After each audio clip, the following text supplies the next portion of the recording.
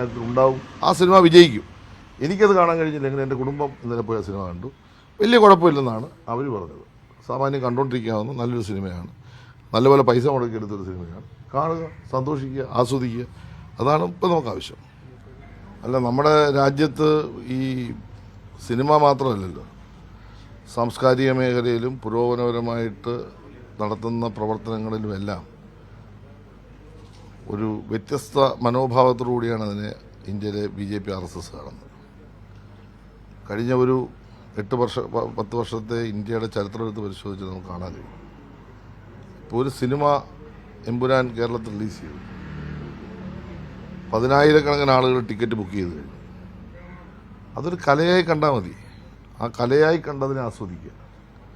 സിനിമയ്ക്കകത്ത് വരുന്ന ഉള്ളടക്കം അത് ആസ്വദിക്കാൻ കഴിയുന്ന ഉള്ളടക്കമാണെങ്കിൽ ആസ്വദിക്കുക. രണ്ട് കാര്യങ്ങൾ സിനിമാ രംഗത്ത് ശ്രദ്ധിക്കണമെന്ന് സിനിമാ രംഗത്തുള്ളവരോട് ഞങ്ങൾ പറഞ്ഞിട്ടുണ്ട്. പ്രത്യേകം ഞാൻ അവരുടെ യോഗം വിളിച്ചുകൊണ്ട് പറഞ്ഞു. ഒന്ന്, വയലൻസ് പരമാവധി കുറയ്ക്കണം. കാരണം പുതിയ തലമുറയ്ക്ക് അക്രമത്തോട് താല്പര്യം വരുന്ന രൂപത്തിലുള്ള ക്രിയേഷൻസ് പാടില്ല. അത് നമ്മൾ അവരോട് പറഞ്ഞു. രണ്ട്, ലഹരി അത് ഉപയോഗിക്കാനുള്ള ഒരു ഇൻസ്പിറേഷൻ കൊടുക്കാൻ പാടില്ല. ഇത് രണ്ട് വിപത്തുകൾ, സാമൂഹ്യമായ വിപത്തുകൾ. ആ രണ്ട് വിപത്തുകൾ ഒഴിവാക്കുന്നതിന് സിനിമയിലായാലും സീരിയലായാലും എഴുത്തായാലും വായനയായാലും പാട്ടായാലും സംഗീതമായാലും എല്ലാത്തിനകത്തും ആവശ്യമാണ്. എന്നാൽ ഒരു സിനിമ നിർമ്മിക്കുമ്പോൾ ഒരു കഥ എഴുതി, ഇത് രണ്ട് ആസ്പെക്ട്സ് അതിനകത്ത് വരുന്നില്ല. ഒരു കഥ എഴുതി, അത് സംവിധാനം ചെയ്തു, അത് നിർമ്മിക്കുന്നതിനുള്ള ആളിനെ കിട്ടി, സ്വാഭാവികമായിട്ട് സിനിമ ഇറങ്ങും.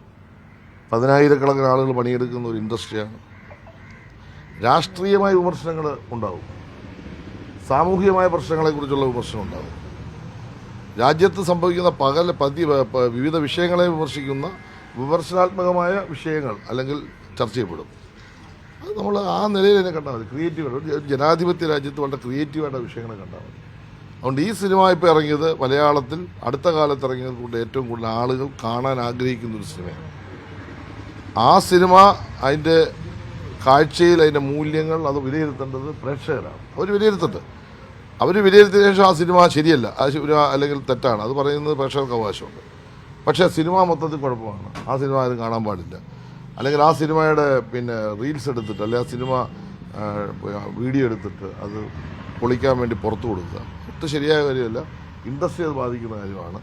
വ്യക്തമായി തന്നെ ഞാൻ പറയുന്നു, നമ്മുടെ രാജ്യത്ത് ഒരു ഫാസിസ്റ്റ് നയം നടപ്പാക്കാൻ ആഗ്രഹിക്കുന്ന ഒരു ശക്തിയും അതിനോട് യോജിക്കാൻ കഴിയില്ല. നമ്മുടെ നാട്ടിൽ വളർന്നു വരുന്ന കലയും സാഹിത്യത്തെയും സാമൂഹികപരമായ ഉള്ളടക്കങ്ങൾ നിലനിർത്തിക്കൊണ്ട് വരുന്ന ഏത് കലാരൂപത്തെയും പ്രോത്സാഹിപ്പിക്കണം. മനുഷ്യന് വേണ്ടിയുള്ളതാണ് കല.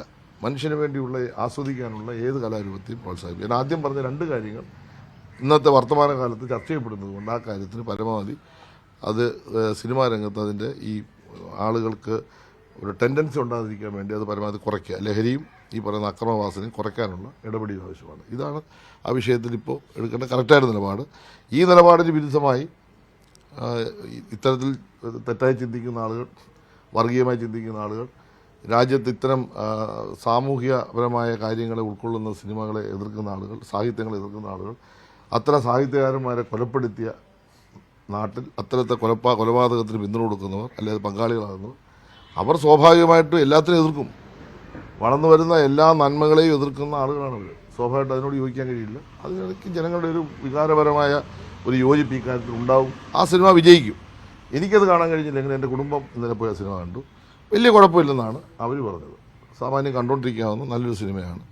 നല്ലപോലെ പൈസ മുടക്കിയെടുത്തൊരു സിനിമയാണ്. കാണുക, സന്തോഷിക്കുക, ആസ്വദിക്കുക. അതാണ് ഇപ്പം നമുക്ക് ആവശ്യം.